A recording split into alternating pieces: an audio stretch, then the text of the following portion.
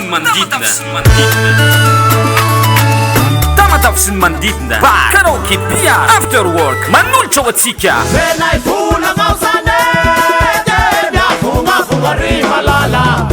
sambasamba eto tamatavy fampisehoana goavambe iarana amin'ny oladady grand complet eto tamatavy cabaret spécial zoma 8 octobre manomboka amin'ny séjourady ao amin'ny espace Stella Maris vidirana 10,000 ariary toerana voatokana 10,000 ariary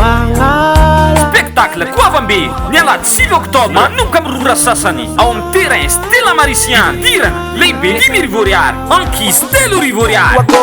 tapakila difazy lojifaina amin'reto toerana manaraka reto Sisay TV Anjoma Galerie Alexandre Nourodel premier étage box honoré sérigra fitaratra bazar kely alamindeny zao fandaram-potoanatsika oladady tamatavy manetana nosa divenard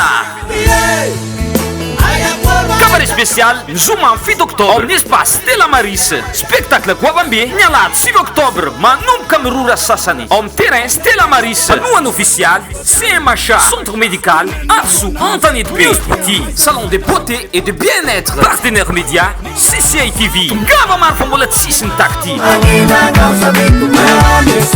gavamary